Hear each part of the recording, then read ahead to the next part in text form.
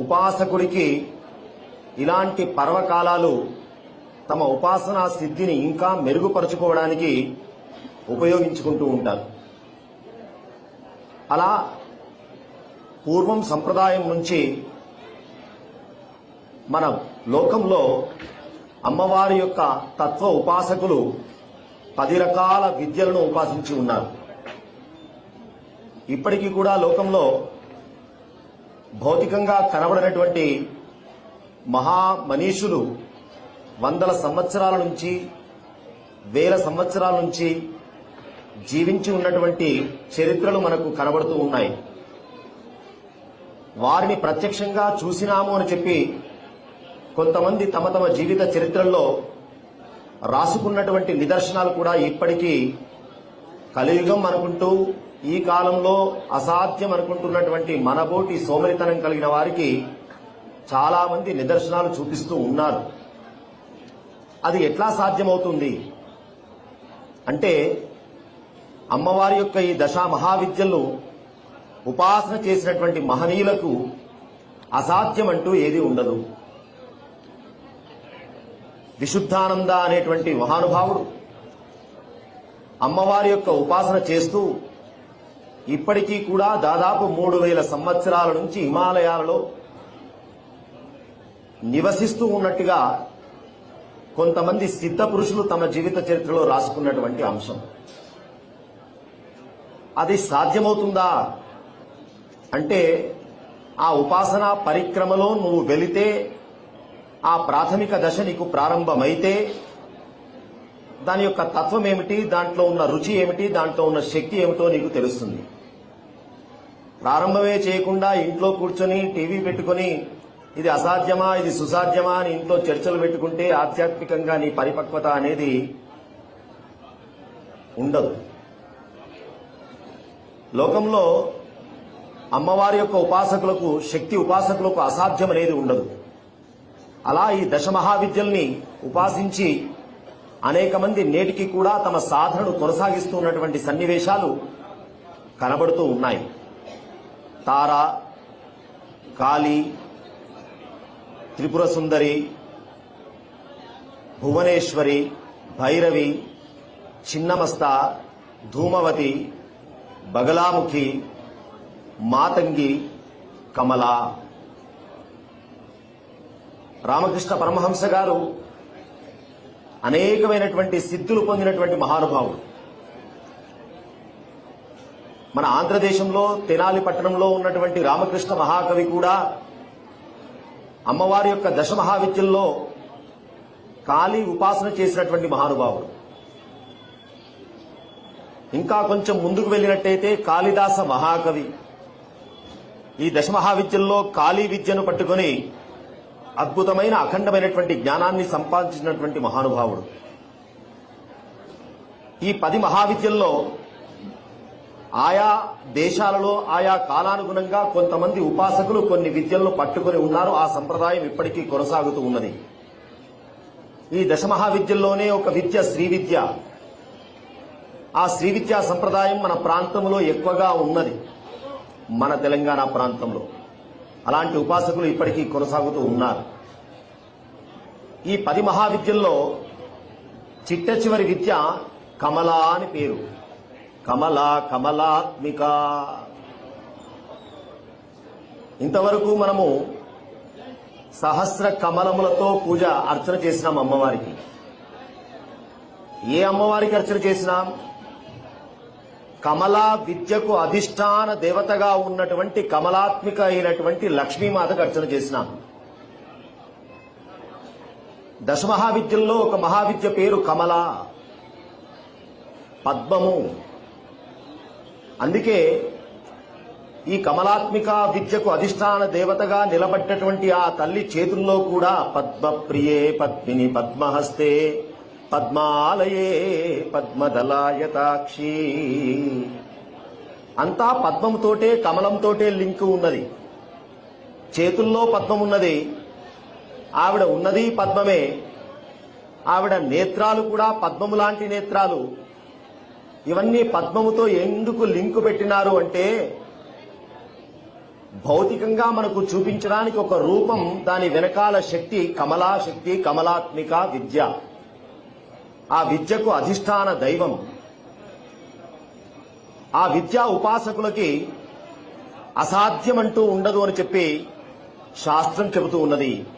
ఏకా దేవీతు కమల యస్మిన్ తుష్టా భవేస్తదా తస్య అసాధ్యం తు దేవేశి నాస్తి కించిత్ జగత్రయే. ఎవరైతే ఈ కమలా విద్యను ఉపాసన చేస్తారో వారికి 3 లోకాలలో కూడా అసాధ్యమంటూ ఉండదు అని చెప్పి శాస్త్రం స్పష్టంగా చెబుతూ ఉన్నది.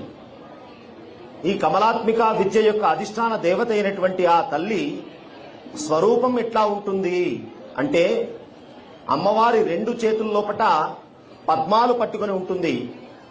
ఒక చేయేమో అభయహస్తం, ఇంకో చేయేమో వరదహస్తం. వరదహస్తం ఎడమ చేయి ఎప్పుడూ కిందికి ఉంటుంది, అభయహస్తం పై చేయి ఎప్పుడు పైకి ఉంటుంది. ఇంకో 2 చేతుల్లో కమలాలు పట్టుకొని ఉంటుంది. ఇది లక్ష్మీమాత స్వరూపంగా భావన చేస్తూ ఉన్న కమలాత్మిక విద్య యొక్క అధిష్టాన దైవం యొక్క భావన. వాస్తవంగా లక్ష్మీమాత యొక్క స్వరూపాన్ని భావన చేసినప్పుడు శంఖ చక్ర గదా హస్తే, శంఖము చక్రము గద అరవిందము పుష్పము పట్టుకొని ఉంటుంది అమ్మ అని చెప్పి ఒక స్వరూప భావన ఉన్నది లక్ష్మీమాతకి. మరి 2 చేతుల్లో కమలాలు పట్టుకొని వరదాభయహస్తాలతో ఉన్నటువంటి ఈ తల్లి ఎవరు? ఆ తల్లి ఈ తల్లి ఒకరే. కానీ ఈ తల్లికి ఉన్నటువంటి గొప్పతనం ఇంకా చాలా గొప్పది అన్నారు. పద్మం ఎందుకు? బాగా ఆలోచిస్తే శ్రీమన్నారాయణమూర్తి కూడా పద్మనయనుడు, అరవిందాక్షుడు అని చెప్పి పోలుస్తూ ఉంటాం. బ్రహ్మగారిని చెప్పేటప్పుడు పద్మసంభవుడు అని చెప్తాం. అమ్మవారిని చెప్పేటప్పుడు పద్మజ, పద్మాక్షి అని చెబుతూ ఉన్నాం. బాగా ఆలోచిస్తే పద్మాలతో కమలాలతో మన ఆధ్యాత్మిక సాధనలో ఒక లింక్ ఉన్నది. కాస్త విచారణ చేస్తే ఆ పద్మం ఎక్కడ ఉన్నది? మనం ఇప్పుడు పద్మాలతో అర్చన చేసి ఉన్నాం, భౌతికంగా కనబడుతున్నటువంటి పద్మం. కానీ వాస్తవంగా పద్మ అర్చన లోపల ఉన్నటువంటి చైతన్య స్వరూపమైనటువంటి ఆ శక్తికి చేయడమే ఇక్కడ పద్మములతో అర్చన. కారణం ఏమిటి? ఎట్లా అన్నారు? మూలాధారం నుంచి సహస్రారం వరకు ఉన్నటువంటి ఈ చక్రాలు గనక మీరు గమనిస్తే అన్నీ కూడా పద్మపు రేకుల్లాగా ఉన్నాయి అని చెప్పి యోగశాస్త్రంలో వర్ణన చేస్తుంది. మూలాధారం ఆ స్థానంలో ఒక పద్మం ఉన్నది. ఆ పద్మము 4 రేకులతో ఉంటుంది. అక్కడి నుంచి కుండలిని శక్తి నిక్షిప్తమై ఉన్నది. అక్కడ ఆ స్థానంలో మూల ఆధారంగా అది సుషుప్తి అవస్థలో ఉన్నది. దాన్ని నువ్వు మేలుకొల్పాలి. ఆ మేలుకొల్పినటువంటి ఆ చైతన్యాన్ని, ఆ కుండలిని శక్తిని ఒక్కొక్క పద్మమును ఛేదించుకుంటూ సహస్రారం 1000 అరలతో 1000 ఆకులతో ఉన్నటువంటి ఒక పద్మం ఉన్నది. అది ముడుచుకొని ఉన్నది. దాన్ని విచ్చుకునేటట్టుగా నీ కుండలిని శక్తి అక్కడి దాకా తీసుకువెళ్లి ఆ చైతన్యం అలా ప్రసరిస్తే పద్మంలో ప్రసరించేటువంటిది మధు. అందుకే కమలా విద్యకు మధు విద్య, మధుక విద్య అని చెప్పి కావ్యకంఠ గణపతి మహాముని గారు చెప్పారు. అంటే మధు అంటే అర్థం ఏమిటి? అమృతం. అంటే కుండలిని శక్తిని మూలాధారంలో ఉండేటువంటి 4 రేకుల పద్మం నుంచి నీ సాధనతోటి మేలుకొలిపి ఈ సహస్రారం అంటే 1000 ఆకులతో ఉన్నటువంటి పద్మం ఉన్నది. మధ్యలో ఉండేటువంటి ఈ చక్రాలన్నీ కూడా పద్మాలే. ఒకటి 4 రేకుల పద్మం, ఒకటి 6 రేకుల పద్మం, ఒకటి 8 రేకుల పద్మం, ఒకటి 16 రేకుల పద్మం. ఆజ్ఞాచక్రం దగ్గరికి వచ్చేసరికి 2 రేకుల పద్మం అన్నారు. ఇట్లా ఈ పద్మాల యొక్క వికాసం జరిగి 1000 ఆకులతో కూడినటువంటి పద్మములోంచి ఆ చైతన్యం అమృతధారగా, అమృతత్వం అంటే అది. ఆ సాధన చేసేటువంటి క్రమానికే కమలా విద్య, కమలాత్మిక అని పేరు. దశమహావిద్యల్లో అత్యంత విశేషమైనటువంటి విద్యగా చెప్పబడుతున్నటువంటి విద్య కమలా విద్య. అందుకే కమలములతో లింక్ ఉన్నది మన ఆధ్యాత్మిక సాధనకి. అందుకే ఈ క్షేత్రం, ఈ భారత భూమి భౌతికమైనటువంటి సుఖాల కోసం ఈ భారత భూమిలో పుట్టాలని ఎవడు కోరుకోడు. ఆధ్యాత్మిక సాధన చేసి మళ్ళీ జన్మ రాకుండా చేసుకునేటువంటి ఏకైక క్షేత్రం ఏదైనా ఉన్నదా అంటే పద్మాలను వికసింపజేసుకునేటువంటి ఏకైక క్షేత్రం ఈ భారత క్షేత్రమే. అందుకోసమే ఈ భారతదేశానికి జాతీయ పుష్పం లోటస్, కమలం, పద్మం. అది తెలిసి పెట్టినా తెలియక పెట్టినా ఆధ్యాత్మిక క్షేత్రం భారత క్షేత్రం అని చెప్పడమే దాని పరమార్థం.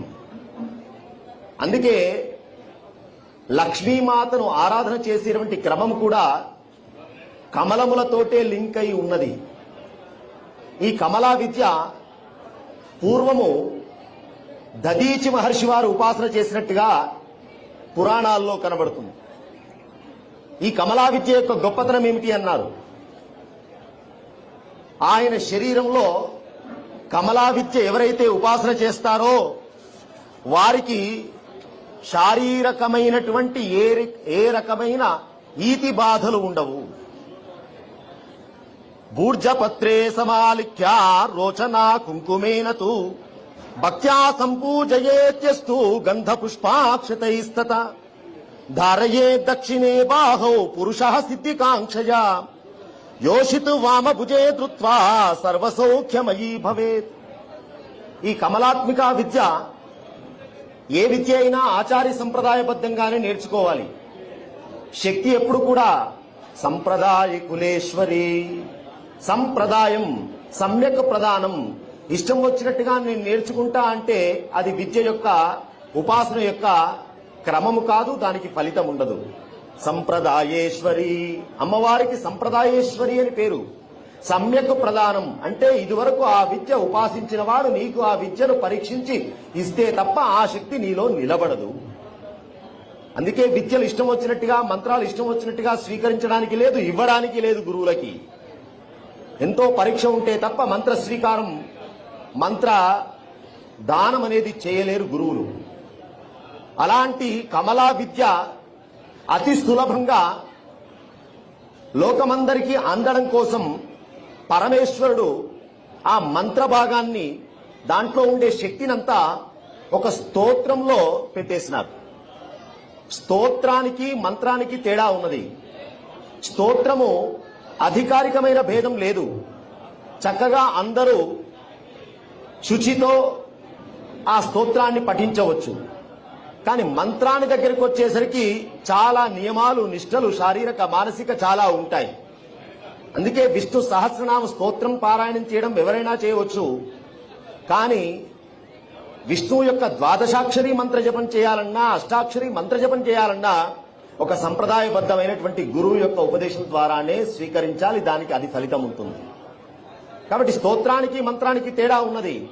కానీ తేడా ఉన్నప్పటికీ కూడా ఫలితములో, నీ ఆచరణను బట్టి ఫలితంలో తేడా లేదు. చక్కగా విశ్వాసంతో ఆ మంత్రంలో ఏ రహస్యమైతే ఉన్నదో అదే రహస్యం దీంట్లో ఉన్నదనేటువంటి భావన, విశ్వాసం నీకు ఉంటే స్తోత్రం చాలు ఆ ఫలితాన్ని పొందడానికి.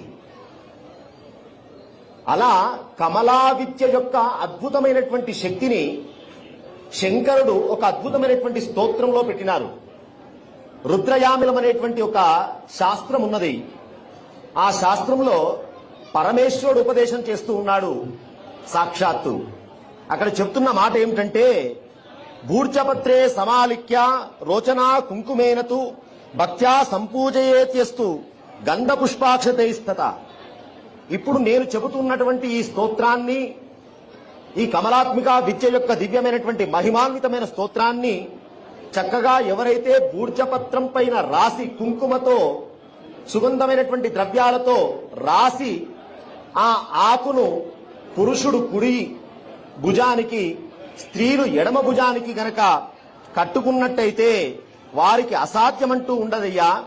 విషం నిర్విషతాం యాతి.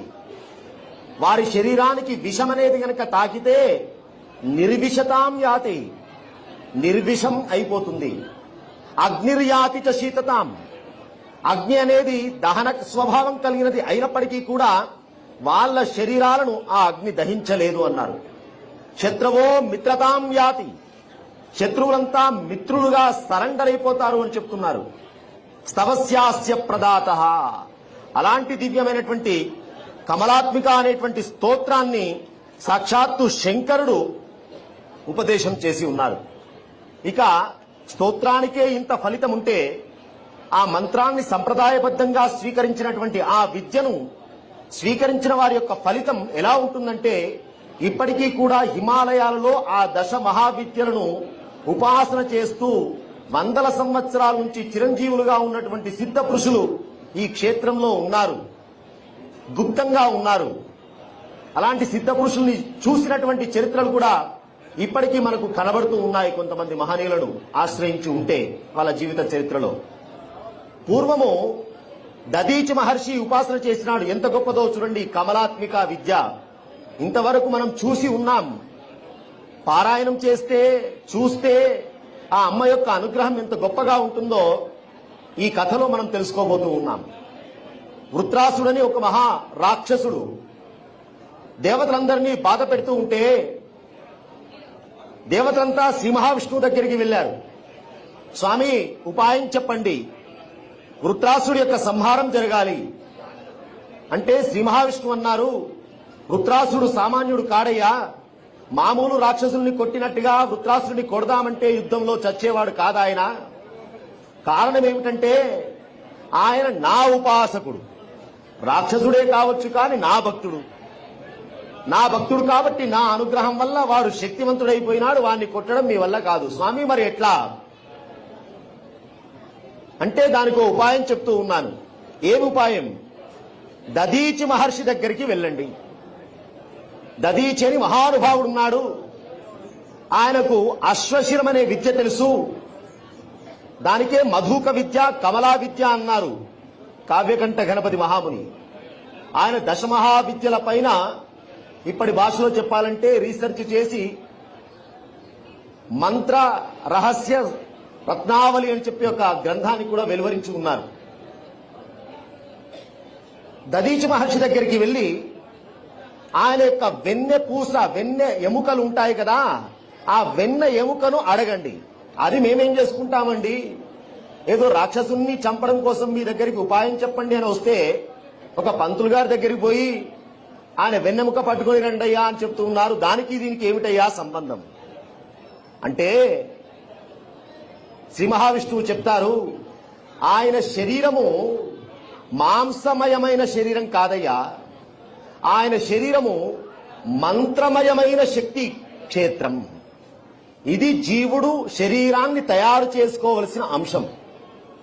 ఈ జన్మ ఎందుకు వచ్చిందంటే జీవుడు జీవుడిగా వెళ్లిపోవడానికి కాదు, జీవుడు దేవుడిగా వెళ్లిపోవడానికి వచ్చింది ఈ జన్మ. కానీ మనం జీవత్వం నుంచి రాక్షసత్వాన్ని సంపాదించుకొని ఈ జన్మను ముగించుకుంటూ వెళ్లిపోతూ ఉన్నాం. భగవంతుడు ఒక మంచి అవకాశాన్ని ఇచ్చాడు.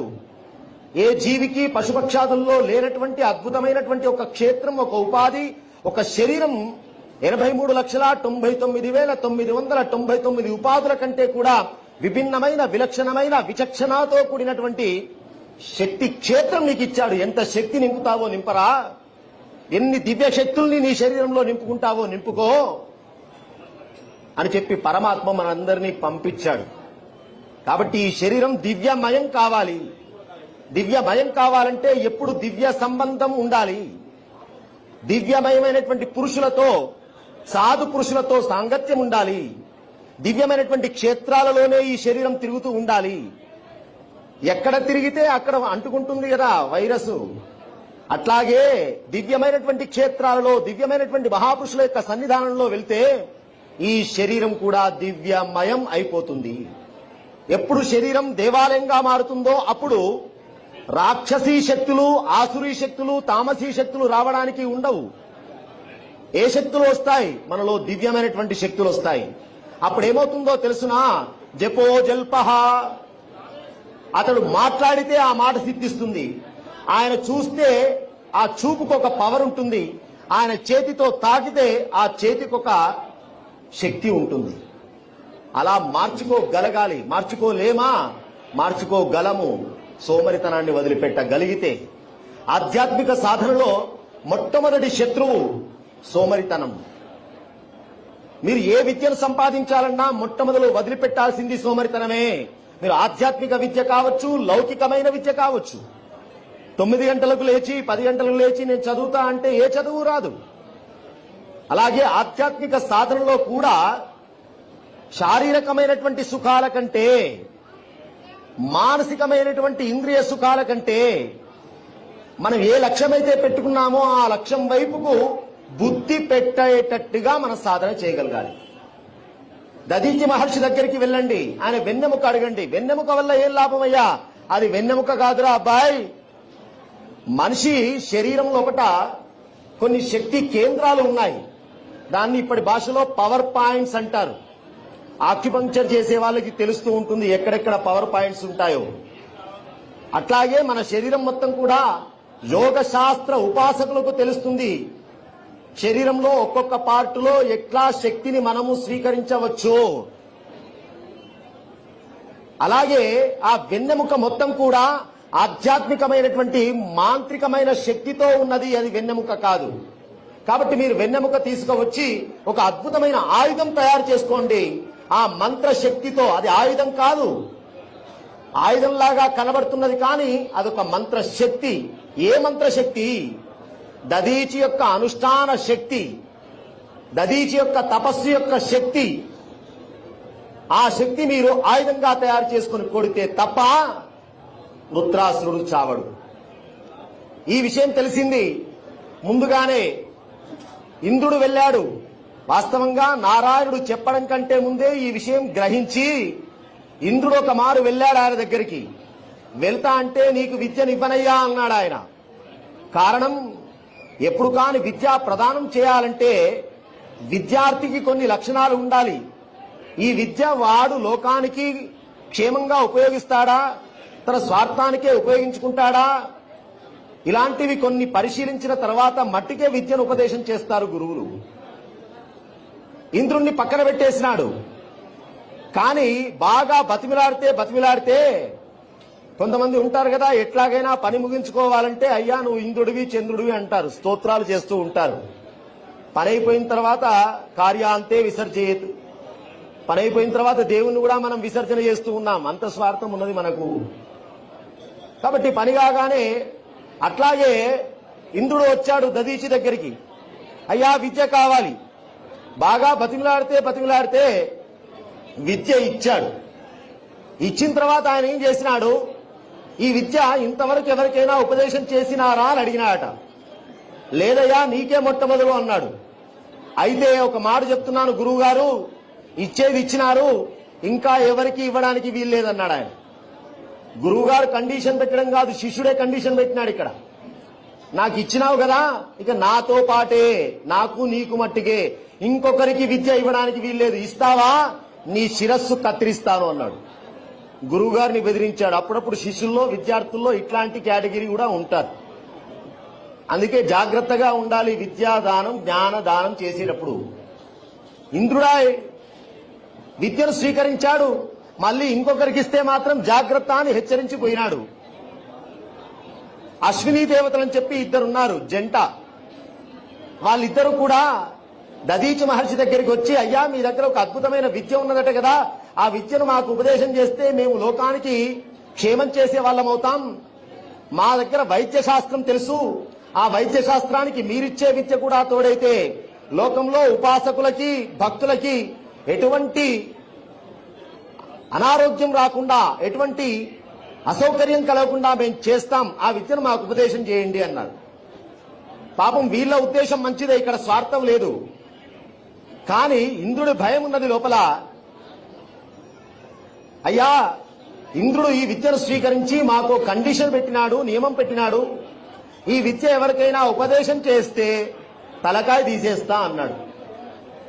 పర్వాలేదు తీసేయమనండి, ఇబ్బంది ఏమున్నది. ఇంకో మాట చెప్తున్నాం, ఒకవేళ మీరు ఉపదేశం చేయకుంటే మాకు మీరు ఉపదేశం చేయకుంటే మేమే తలకాయ తీసేస్తామన్నారు వీళ్ళు. ఇంకొకరికి ఉపదేశం చేస్తే ఆయన తలకాయ తీసేస్తా అన్నాడు.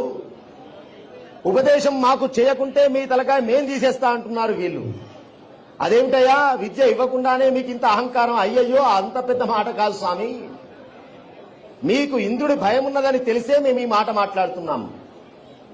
ఇంద్రుడు ఏం చేయకుండా ఉండడానికే ఈ మాట మాట్లాడుతున్నాం. అదేమిటయ్యా అన్నారు. ఏం లేదు స్వామి, మీరు ఇంద్రుడు పెట్టిన నియమం ఏమిటి? ఈ తలకాయతోటి మీరు ఉపదేశం చేస్తే ఈ తలకాయ తీసేస్తా అన్నారు. మేమే మొట్టమొదటి ఈ తలకాయ తీసి పక్కన పెట్టేస్తాం. మరి తలకాయ తీసేసిన తర్వాత విద్య ఎట్లాగయ్యా ఉపదేశం చేయడం? మాకు కొన్ని విద్యలు తెలుసండి. అశ్వినౌ హి దేవానాం విషజౌ, వైద్యశాస్త్రం అద్భుతంగా తెలిసినటువంటి వారు అశ్విని దేవతలు. కాబట్టి మేము హయము, గుర్రము అనేటువంటి ఒక తలకాయ తీసుకువచ్చి మీకు అతికిస్తాం. ఆ హయగ్రీవ ముఖంతో మాకు విద్యను ఉపదేశం చేయండి. ఒకవేళ ఇంద్రుడు వచ్చి వాళ్ళకి ఎట్లా ఉపదేశం చేసినావయ్యా అని చెప్పి బెదిరించి తలకాయ తీసేసినాడు అనుకోండి, మేం పెట్టిన తలకాయ పోతుంది, మళ్ళీ మీ అసలు తల ఏదైతే ఉన్నదో ఆ అసలు తల మీకు వచ్చేస్తుంది. కాబట్టి మీ పని అయిపోతుంది, మా పని అయిపోతుంది అని చెప్పడంతో అప్పుడు దదీచి మహర్షి యొక్క శిరస్సును పక్కన పెట్టి హయముఖాన్ని, గుర్రము ముఖాన్ని, అశ్వశిరాన్ని దదీచి మహామునికి అతికించి అప్పుడు హయగ్రీవ విద్యగా దీన్ని స్వీకరించారు. ఇదంతా కూడా ఎందుకు చెప్తున్నామంటే దదీచి మహర్షి యొక్క గొప్పతనం ఏమిటి అంటే ఆయన దశమహావిద్యల్లో ఒక అద్భుతమైనటువంటి విద్య కమలా విద్యను స్వీకరించిన వాడు అని చెప్పి శాస్త్రం చెబుతున్నది. అందుకే కమలా విద్య ఎవరైతే దశమహావిద్యల్లో ఒక మహావిద్యను ఎవరైతే చక్కగా అనుష్ఠానం చేస్తారో వారికి అమృతత్వం ఉంటుంది. భౌతికమైనటువంటి, శారీరకమైనటువంటి ఏ ఇబ్బంది కూడా ఉండదు. అందుకే కమలములతో అమ్మవారిని పూజ చేయడం. కమల కమలాత్మిక, కమలములో ఉన్నటువంటి శక్తి ఎవరు? లక్ష్మి. లక్ష్మికి అదేవిధంగా అమ్మవారికి కమల అని ఇంకొక పేరు కూడా ఉన్నది. కమల అన్నా లక్ష్మి అన్నా ఒకటే.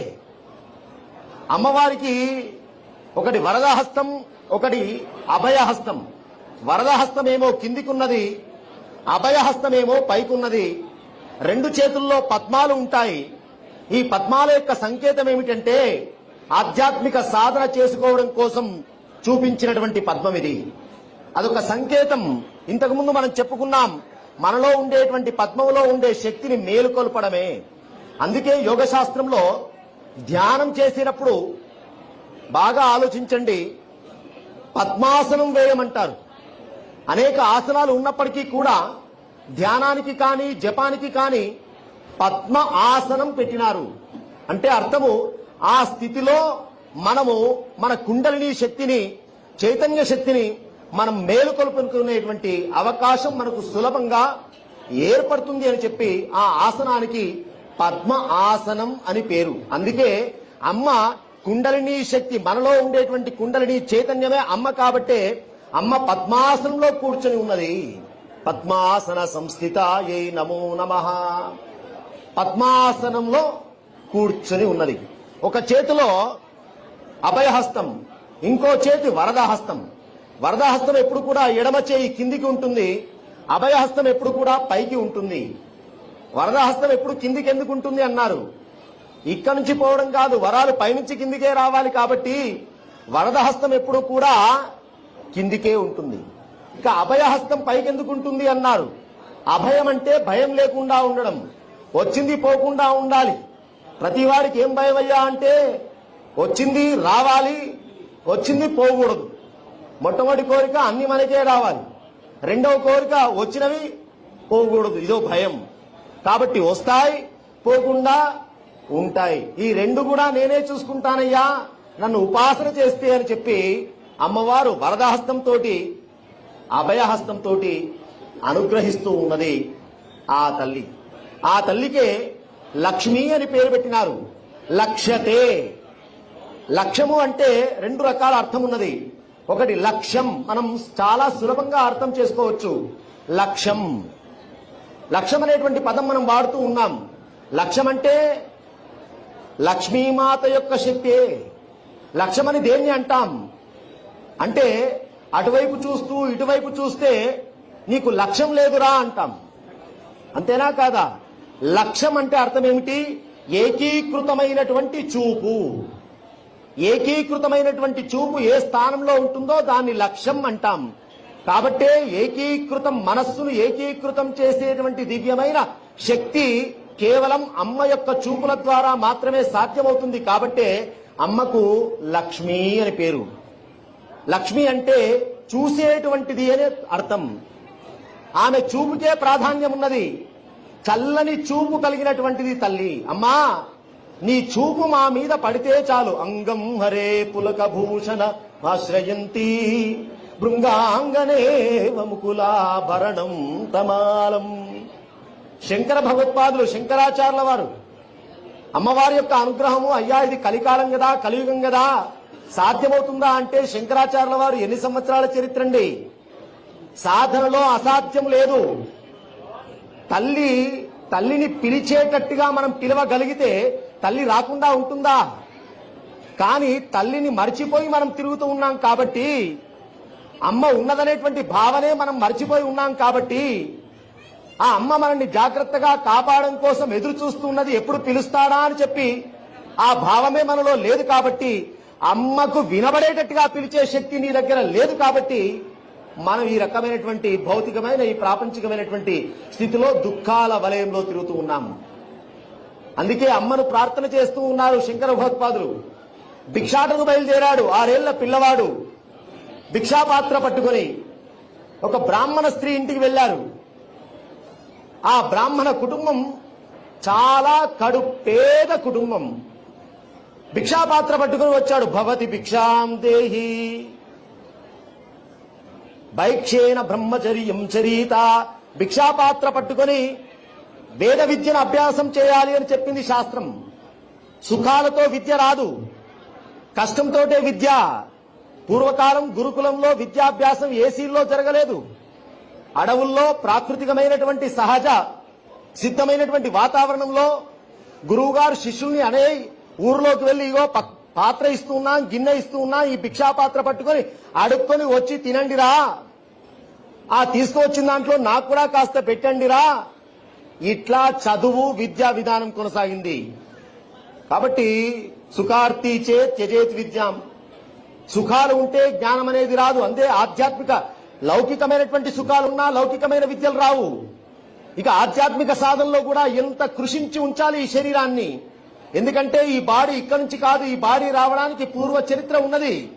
అనేక జన్మలు ఎత్తి ఎత్తి ఎత్తి ఎత్తి ఇక్కడ దాకా వచ్చింది. కాబట్టి ఎన్నో ఎన్నో ఎన్నో వాసనలు ఉండి ఉంటాయి. సామాన్యంగా ఒక సంక్రాంతికి పెట్టిన మూకుడే మళ్లీ సంక్రాంతి దాకా మసిపోదు. అట్లాంటిది ఎన్నో జన్మలు ఎత్తినటువంటి ఈ జీవుడికి ఎన్ని వాసనలు ఉంటాయి. కాబట్టి ఈ శరీరాన్ని ఎంత జాగ్రత్తగా ఉంచాలి. అందుకే బ్రహ్మచర్యంలో భిక్షాపాత్ర పట్టుకుని బయలుదేరాడు ఆయన. ఊర్లో తిరుగుతూ ఉంటే ఆ బ్రాహ్మణ కుటుంబాన్ని దగ్గరికి వచ్చాడు. అది చాలా కడు పేద కుటుంబం. భవతి భిక్షాం దేహి, అమ్మా భిక్ష ఇవ్వు. నిలబడ్డాడు. అద్భుతమైన అఖండమైనటువంటి దేదీప్యమానమైన శంకర తేజస్సాయి. బ్రహ్మచారి అంటే, బ్రహ్మ అంటే వేదం, వేదం అంటే గాయత్రి, ముఖం చూస్తే గాయత్రి తేజస్సు. ఆ తల్లి గమనించింది, పిల్లవాడు వచ్చాడు కానీ ఇంట్లో ఏమీ లేదు, పేదరికం తప్ప ఇంకోటి లేదు ఆ ఇంట్లో. కానీ ఆ తల్లి చూడండి వెతుకుతూ ఉన్నదట ఇల్లంతా కూడా. ఏదైనా దొరకకపోతుందా, ఏదైనా దొరకకపోతుందా. చూడండి, ఇంటికి వచ్చిన వాడిని నాస్తి అనేటువంటి శబ్దంతో పంపించకూడదు. ఇది ఇల్లాల యొక్క లక్షణం. ఇంటి లోపట స్త్రీ శక్తి స్వరూపం. ఆవిడ కనుక నాస్తి నాస్తి అని జపం చేసిందో, లేదు లేదు అని జపం చేస్తే ఆ కొంపలు అన్నీ లేకుండానే పోతాయి. ఎందుకంటే ఆ అమ్మ యొక్క వాక్కుకు అంత శక్తి ఉంటుంది. అందుకే ఆ తల్లి పూర్వకాలంలో లేదు అనేటువంటి మాట వినిపించే వాళ్ళు కాదు. ఇప్పటికీ కూడా కొంతమంది పెద్దవాళ్ళు ఆచారం లోపల ఏదైనా వస్తువు అయిపోతే నిండుగా ఉన్నది, నిండుకున్నది అంటారు. షుగర్ అయిపోయింది అనరు. ఇప్పటి జనరేషన్ అయితే అయిపోయింది ఏం చేస్తున్నావయ్యా అంటారు. షుగర్ నిండుగా ఉన్నది అంటారు. అదే మాట ఇప్పుడు అంటామనుకోండి, నిండుగా ఉన్న తర్వాత మళ్ళీ తెచ్చి ఎందుకు అంటాడు. ఆ తల్లి వెతుకుతూ ఉన్నదట. పిల్లవాడిని వట్టి చేతులతో పంపించకూడదు. భిక్షాపాత్ర పట్టుకుని వచ్చాడు. గమనిస్తున్నది, ఇంట్లో అంతా వెతుకుతూ ఉంటే ఒక ఉసిరికాయ కనబడ్డది. ఏదైనా పండే కదా. వట్టిగా పంపించే బదులు యథోచితమైనటువంటి ద్రవ్యాన్ని ఇచ్చి పంపడం అనేది మర్యాద. కాబట్టి ఆ తల్లి ఆ ధాత్రీ ఫలాన్ని, ఆ ఉసిరిక కాయను తీసుకువచ్చి ఆయన భిక్షాపాత్రలో పెట్టింది. గమనించారు శంకరులు, ఈ తల్లి ఇంత పేదరికాన్ని అనుభవిస్తూ ఉన్నదా? ఇంత పేదరికంలో కూడా ఆయన మనస్సు కలిగిందండి, మనస్సు కదిలింది, కరిగింది. ఇంత పేదరికంలో కూడా ఒక వ్యక్తికి పెట్టాలనేటువంటి ఆలోచన ఉన్నదే, అది గొప్పతనం. డబ్బు ఉండి దానం చేయడం కాదండి గొప్పతనం. నీ దగ్గర 10 ఉన్నా ఒకటి ఇవ్వాలనేటువంటి ఆలోచన, ఒక రూపాయినా ఇంకొకరికి సహాయం చేయాలనే ఆలోచన, అది భగవంతుడు గమనిస్తూ ఉంటాడు. శంకరులు గమనించారు. పరమ దయ, పరమ కరుణ గురువులాయి అమ్మవారిని ప్రార్థన చేసినాడు. అంగం హరే పులక భూషణమాశ్రయంతి భృంగాంగనే వంకులాభరణం తమాలం. అమ్మా, నీ చూపు ఒక్కసారి ఈ కుటుంబం మీద చూడవమ్మా. చల్లని చూపులు కలిగిన తల్లి, అంతటా చూస్తూ ఉన్నావు, కానీ ఒక్కసారి నన్ను కూడా చూడు. అమ్మవారిని అంతటా చూసేదానిని మనం ఎందుకండి ప్రార్థన చేయడం? అంతటా చూస్తున్నావు కానీ నన్ను కొంచెం ప్రత్యేకంగా చూడు. అప్పుడప్పుడు అంటాం కదా, అందరూ అప్లికేషన్ పెట్టినా మన అప్లికేషన్ కొంచెం పైన పెట్టిస్తాం, ఫస్ట్ పోవాలని తాపత్రయం. అలాగే అమ్మా, నువ్వు అందరినీ చూసేటువంటి శక్తి కలిగిన దానివి. అందుకే చూడండి, అమ్మవారి యొక్క పేర్లలో బాగా గమనిస్తే చూపుకు ప్రాధాన్యత కలిగినటువంటి అమ్మవారి యొక్క పేర్లే ఎక్కువగా కనబడుతూ ఉంటాయి. మీనాక్షి, పద్మాక్షి, కామాక్షి, విశాలాక్షి అంటే అమ్మ పేర్లు చూపులతో వచ్చేసినాయి. కామాక్షి, ఏ కోరికైనా ఆ చూపుతో ఇచ్చేటువంటి శక్తి కలిగినది ఆ తల్లి. విశాలాక్షి, విశాలమైనటువంటి సహృదయాన్ని ఇచ్చేటువంటి శక్తి కలిగినది ఆ తల్లి. మీనాక్షి, సుందరమైనటువంటి అందాన్ని, యవ్వనాన్ని, శక్తినిచ్చేటువంటి చూపు కలిగిన తల్లి. ఇలా అమ్మ యొక్క చూపుకు అద్భుతమైన శక్తి ఉన్నది. అందుకే వివాహ సంప్రదాయంలో కూడా ఒక అబ్బాయిని అమ్మాయిని కలిపేటప్పుడు ఆయన పేరు రాజు, ఈవిడ పేరు లావణ్య కావచ్చుగాక, ఎవరి తల్లిదండ్రులు వాళ్ళు పేరు పెట్టవచ్చుగాక, కానీ అక్కడ మంత్రాలలో ఏం చెబుతూ ఉన్నారు? లక్ష్మీనారాయణుల యొక్క పెళ్లి అని చెబుతూ ఉన్నారు. ఆవిడ వచ్చింది, కూర్చున్నది లావణ్య అనే పేరుతో ఉన్న లక్ష్మి. నువ్వేం పేరు పెట్టుకున్నావో అక్కడ సంబంధం లేదు శాస్త్రానికి. ఆవిడ లక్ష్మి, లక్ష్మీమాత అనేక రూపాల్లో బాసిల్లుతున్నది. నీ ఇంట్లో కూడా లక్ష్మీదేవి వచ్చింది, నువ్వు పెంచుకుంటూ లావణ్యాన్ని పెట్టుకున్నావు అంతే. ఎంత విశాలమైన భావం చూపిస్తున్నది చూడండి శాస్త్రం. స్త్రీని ఒక భౌతికమైనటువంటి వస్తువుగా, స్త్రీని ఒక జెండర్ డిఫరెన్షియేషన్ గా మన భారతీయ సనాతన ధర్మంలో ఎక్కడా చెప్పలేదు. స్త్రీ అంటే శక్తి స్వరూపం. అందుకే ఎత్ర నార్యస్తు పూజ్యంతే రమంతే తత్ర దేవతాః. స్త్రీలు గౌరవింపబడేటువంటి ప్రాంతంలోనే దివ్య శక్తులు ఉంటాయి. అందుకే శక్తి స్వరూపం యొక్క భావన చేసినంత మట్టికే నీకు సుస్థిరత, సుఖం. శక్తి అవమానం జరిగిందో అది ప్రళయమే. అందుకే అమ్మ చూపుకి ఎంత ప్రాధాన్యత ఉన్నదో చెప్తూ ఉన్నారు. అమ్మ కళ్ళు తెరవడం సృష్టి. అమ్మ కళ్ళు తెరిచేటువంటి ఆ నిమిషం ఉన్నదే, నిమేష భువనోత్పల నిమేష, అదొక నామం ఉన్నది. అమ్మవారి యొక్క కంటి చూపు తెరిస్తే సృష్టి జరుగుతున్నది. ఆ కంటి చూపు అలాగే నిలబడితే ఈ లోకమంతా నిలబడుతున్నది. అమ్మ గనక కళ్ళు మూసుకుంటే అదే ప్రళయం. అమ్మ చూపు అంత గొప్పది. అందుకే పెళ్లిలో కూడా లక్షలు కోట్లు ఖర్చు పెట్టినా సుముహూర్తం అని పెట్టినారు ఒకటి. సుముహూర్తం అంటే దేనికి? మాంగళ్య దారంలో సుముహూర్తం చేస్తున్నాడా? సుముహూర్తం అనే టైంలో మాంగళ్యం కడుతున్నాడా? ఏం చేస్తూ ఉన్నారు? జీలకర్ర బెల్లం పెట్టుకుంటూ ఉన్నారు. అంతవరకు ఒక మధ్యలో తెరబడుతూ ఉన్నారు. ఎందుకు ఇది జరుగుతున్నదో తెలుసునా? ఆ తెర తీయగానే అమ్మాయి అబ్బాయి భ్రువోర్ మధ్యే, కనుబొమ్మల మధ్యలో ఉండేటువంటి ఈ ఆజ్ఞా చక్రం ఉన్నదే, ఈ ఆజ్ఞా చక్రాన్ని ఒకరినొకరు చూసుకోవాలి. అందులో ప్రత్యేకంగా అమ్మాయి ఖచ్చితంగా అబ్బాయి యొక్క కనుబొమ్మల మధ్యలో చూడాలి. చూపుకు సుముహూర్తం.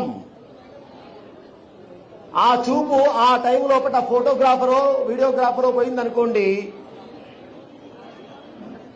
కాబట్టి ప్రతిదానికి ఒక గొప్పతనం ఉన్నది. చూపు ఎంత గొప్పనైనదో ఇక్కడ చెప్తున్నారు శాస్త్రంలో, మనకు అర్థం కావడం లేదు. ఆధ్యాత్మిక శక్తి కేంద్రం ఇది, ఆజ్ఞాచక్రం. ఇక్కడ భ్రువోర్ మధ్య కనుబొమ్మల మధ్యలో ఉన్నది అది.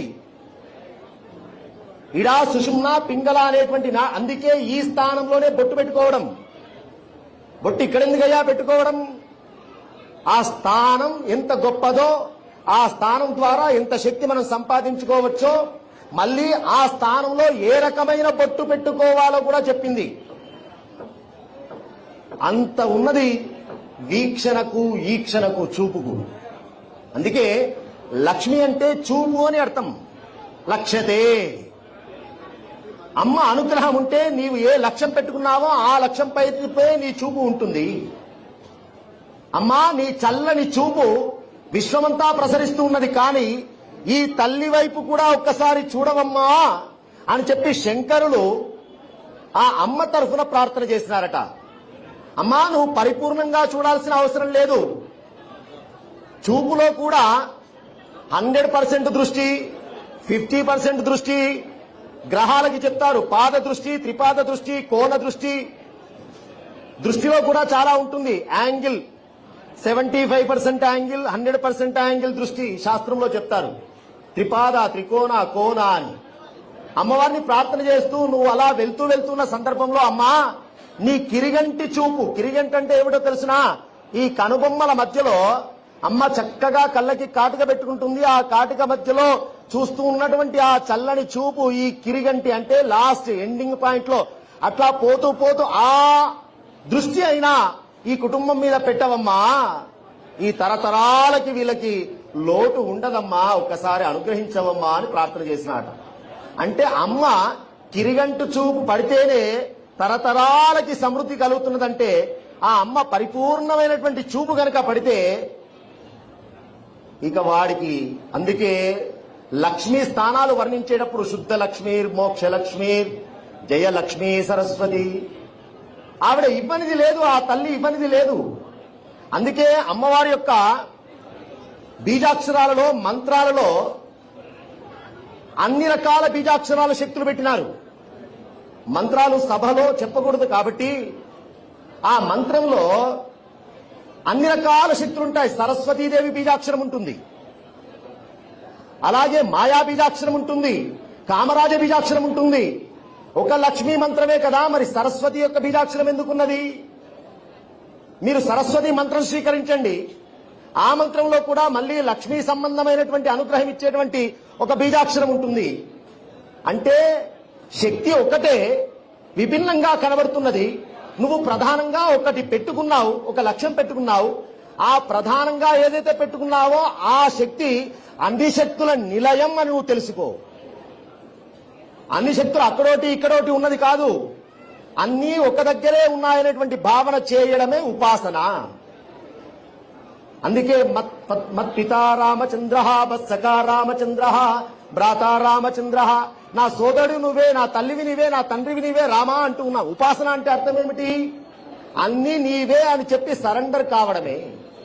కాబట్టి అన్ని ఇచ్చేటువంటి శక్తి ఆ తల్లి. పూర్వం సుదర్శనుడు అనేటువంటి మహారాజు ధ్రువసంధి యొక్క కుమారుడు. ధ్రువసంధి మహారాజు గారికి 2 భార్యలు. ఆ 2 భార్యల్లో పెద్ద భార్య యొక్క కొడుకు సుదర్శనుడు. మహారాజు గారు వేటలో చనిపోయినారు. కార్యక్రమం అంతా పూర్తి చేస్తున్నారు. 2 వియంకులు వచ్చారు, మామగారులు వచ్చారు, కార్యక్రమం పూర్తి చేస్తూ ఉన్నారు. కార్యక్రమం అంతా పూర్తి అయిపోయింది. పెద్ద భార్య మనోరమ, చిన్న భార్య పేరు లీలావతి అన్నారు. పెద్ద భార్య యొక్క కొడుకు సుదర్శనుడు, చిన్న భార్య యొక్క కొడుకు ఉన్నాడు, వాడి పేరు శత్రుజిత్ అన్నారు. 2 కొడుకులు. రాజు చనిపోయినాడు, కార్యక్రమాలు అయిపోయినాయి. తాతలిద్దరూ గొడవలు పడ్డారు. కారణం ఏమిటి? నెక్స్ట్ రాజు నా మనవన్ని చేయాలని పెద్ద భార్య యొక్క తండ్రి. లేదు నా మనవన్ని చేయాలని చెప్పి చిన్న భార్య యొక్క తండ్రి. ధర్మశాస్త్రం అప్పట్లో ఎట్లా ఉండేదంటే రాజు తర్వాత రాజు పెద్ద భార్య పుట్టిన వాడికే రాజ్యం, అప్పటి రాజ్యాంగం ప్రకారం. కాబట్టి ధర్మం ఇదే అన్నాడు ఆయన. ధర్మం లేదు ఏం లేదు, ఇప్పుడు నా చిన్న మనవడే చిన్న కొడుకే రాజు అని చెప్పి ఇట్లా తాతలిద్దరికి గొడవ జరిగితే పెద్ద భార్య అయినటువంటి మనోరమ యొక్క తండ్రి చనిపోయినాడు. వీరసేనుడిని చంపేసినాడు చిన్న భార్య యొక్క తండ్రి. చిన్న కొడుకుకి రాజ్యం వచ్చేసింది శత్రుజిత్తుకి. తల్లి గమనించింది, వీడెట్లాగూ మనల్ని రాజ్యంలో ఉండనివ్వడు. ఎందుకంటే రాజ్యం మీద ఆశ ఉన్నది అంటే, అధికారం మీద ఆశ ఉన్నది అంటే అది ఎంతకైనా తెగించే అవకాశం ఉంటుంది. దాంట్లో తాత తండ్రి ఆ ఆశ పాశం అనేది అలా తీసుకువెళ్తుంది. కాబట్టి అందులో అధికారం దగ్గరికి వచ్చేసరికి ఇవన్నీ ఎవరు చూడరు. కాబట్టి ఇక్కడ ఉంటే కొడుకు ప్రాణాలకే ముప్పు, కొడుకునైనా కాపాడుకోవాలి, వాడి భవిష్యత్తు ఎట్లా ఉంటే అట్లా జరుగుతుంది అని చెప్పి తనకు ఆంతరంగికుడైనటువంటి ఒక మంత్రి విదల్లుడు అని పేరు, అబ్బాయి నాకు కాస్త సహాయం చేయి, ఈ రాజ్యం నుంచి బయటపడాలి మనం. సుదర్శనుని తీసుకుని ఆ తల్లి మనోరమ విదల్లుని సహాయంతో అడవికి వెళ్ళింది కొంత డబ్బు పట్టుకొని. ఆ డబ్బు పట్టుకుని వెళ్తూ ఉంటే కొంతమంది వేటగాళ్లు, చూడండి కష్టాలు ఎట్లా వస్తాయో, సుఖం మీద సుఖం ఉంటుంది, కష్టం మీద కష్టం ఉంటుంది. అలాగే ఆ అడవిలో వెళ్తూ ఉంటే వేటగాళ్లు ఆక్రమించుకొని ఉన్న డబ్బంతా తీసుకుని వెళ్లారు. డబ్బు కూడా పోయింది. పిల్లవాడిని వెంట పెట్టుకుని విదల్లుడనేటువంటి మంత్రిని వెంట పెట్టుకుని భరద్వాజ మహర్షి యొక్క ఆశ్రమానికి చేరింది ఆ తల్లి. భరద్వాజునికి సమస్తమైన విషయాన్ని వివరించింది. అయ్యా నా పరిస్థితి ఇది, ఏం భయం లేదమ్మా, నా ఆశ్రమంలో నీకు రక్షణ ఇస్తున్నాను, నీ పిల్లవాడిని నేను చాలా జాగ్రత్తగా చక్కగా నిర్వహిస్తాను, నువ్వేం భయపడాల్సిన అవసరం లేదు తల్లి అని చెప్పి తన ఆశ్రమానికి వచ్చినటువంటి ఆ తల్లి కొడుకుల్ని ఆదరించాడు భరద్వాజ మహర్షి. చక్కగా వ్యవహారం నడుస్తూ ఉన్నది. కానీ నీతి శాస్త్రం ఒక మాట చెప్పింది, రోగశేషం, రుణశేషం, శత్రుశేషం, అగ్నిశేషం ఇవి ఉంచుకోకూడదట. రోగశేషం అంటే అంతా అయిపోయింది కదా, ఇంకాస్త ఉన్నది రోగం, ఏమున్నది తగ్గిపోతుంది కదా అని దాన్ని వదిలిపెట్టామనుకోండి, ట్రీట్మెంట్ లేకుండా అదే తిరగబడుతుంది. కాబట్టి రోగాన్ని కూడా సమూలంగా కొట్టేయాలి. అలాగే రుణశేషం, అప్పు ఉందనుకోండి, అప్పు కూడా 100% తీరేటట్టుగానే ప్రయత్నం చేయాలి. కానీ ఇంకేమున్నది 10%ఏ కదా అనుకుంటే 10% మళ్ళీ ఇంకో 0 యాడ్ అవుతుంది దానికి. కాబట్టి రుణశేషం కూడా ఉండకూడదు. అలాగే శత్రుశేషం, శత్రువు కూడా ఒక్కడు మిగిలినా ప్రమాదమే రాజనీతిలో. కాబట్టి శత్రుశేషం లేకుండా చేయాలంటే భవిష్యత్తులో నా మనవడికి శత్రువు ఎవడు? పెద్ద కొడుకు సుదర్శనుడే. కాబట్టి సుదర్శనుడు ఎక్కడ ఉన్నాడో దొరకబట్టి మరీ చంపాలనేటువంటి ఉద్దేశంగా వెతికించడం ప్రారంభించినాడు. భరద్వాజ మహర్షి యొక్క ఆశ్రమంలో ఉన్నాడనే విషయం తెలుసుకుని సైన్యాన్ని తీసుకుని బయలుదేరాడు. యుధాజిత్తు తాతగారు ఆశ్రమానికి వచ్చాడు. మహర్షికి నమస్కారం చేసినాడు. అయ్యా ఎందుకోసం వచ్చారు? మీ దగ్గర నా శత్రువు ఆశ్రయం పొందుతూ ఉన్నాడు. శత్రువా? మా ఆశ్రమాలలోనా? ఎవరయ్యా? సుదర్శనుడు. సుదర్శనుణ్ణి నీవు స్వీకరించడానికి వీలు లేదు. ఎందుకంటే సుదర్శనుడికి నేను అభయం ఇచ్చి ఉన్నాను, నా ఆశ్రయంలోనే ఉంచుకుంటానని. అట్లా ఎట్లా కుదురుతుంది? నా ప్రతాపం ఏమిటో తెలుసునా, నా బలం ఏమిటో తెలుసునా అని కొంచెం గర్వంగా మాట్లాడితే, చాలా చూసినామయ్యా, ఇంతకుముందు విశ్వామిత్రుడు అనేటువంటి వాడు చరిత్ర తెలుసా నీకు? అసలు విశ్వామిత్రుడు అనేటువంటి వాడు క్షత్రియుడిగా ఉన్న సందర్భంలో వశిష్ఠుని పైన కూడా ఆశ్రమం పైన ఒక ఆవు కోసం గొడవ పెట్టుకుని ఏం జరిగిందో తెలుసునా? మహర్షులతో గొడవ పడితే ఏం జరుగుతుందో గుర్తించు అన్నాడు. కొంచెం వెనక్కి తగ్గినాడు. మంత్రిని అడిగాడు, ముందుకు వెళ్దామా వెనక్కి వెళ్దామా, ఇంటికి పోదామా, మహర్షితోటి యుద్ధం చేద్దామా అన్నాడు. మంత్రి చాలా గొప్పవాడు కాబట్టి, అయ్యా ఆయన చెప్పినటువంటి ఉదాహరణ పట్టుకుని ఉంటే చూస్తే ఆయన ఎంత దూరమైనా నిలబడేటట్టుగా ఉన్నాడు. కాబట్టి మహర్షులతో మనం పెట్టుకోవడం కంటే మనం వెళ్లి మన రాజ్యం మనం చూసుకోవడమే చాలా సంతోషం అన్నాడు. అలా వెనక్కి వెళ్ళిపోయాడు. అయినా ఈ పిల్లవాడు ఏం చేస్తారండి, ఆశ్రమాల్లో పెరిగేవాడు రేపు రాజ్యాధికారానికి మనకు శత్రువు ఎలా తయారవుతాడు? రాజ్యం అంటే సైన్యం కావాలా, ఎదిరించాలంటే బలం కావాలా? కాబట్టి ఏం పర్వాలేదు అని చెప్పినారు. అట్లాగైనా వెనక్కి వెళ్ళిపోయినాడు. ఇక్కడ సుదర్శనుడు భరద్వాజ మహర్షి యొక్క ఆశ్రమం లోపట చక్కగా పెరుగుతూ ఉన్నాడు. ఒకరోజు ఈ విదల్లుడు మంత్రి ఉన్నాడే, ఆ విదల్లుని ఈ పిల్లలంతా కూడా ఆట పట్టిస్తూ ఉన్నారట. ఆ ఆట పట్టించేటువంటి క్రమంలో ఒక మాట ఉన్నది, క్లీబా. మామూలుగా లోకంలో క్లీబా అంటే చాతగానివాడా అని అర్థం, సంస్కృతంలో పదం అది.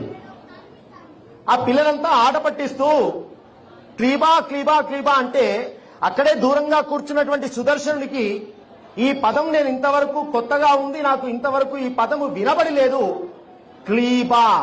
ఆ క్లీబలో బా అనేటువంటి అక్షరం ఇంతకుముందు విని ఉన్నాం, కానీ క్లీ అనేటువంటి అక్షరం ఇంతవరకు నేను వినలేదే, ఒక కొత్త సౌండ్ కొత్త అక్షరం వినబడ్డదని చెప్పి ఆ అక్షరాన్నే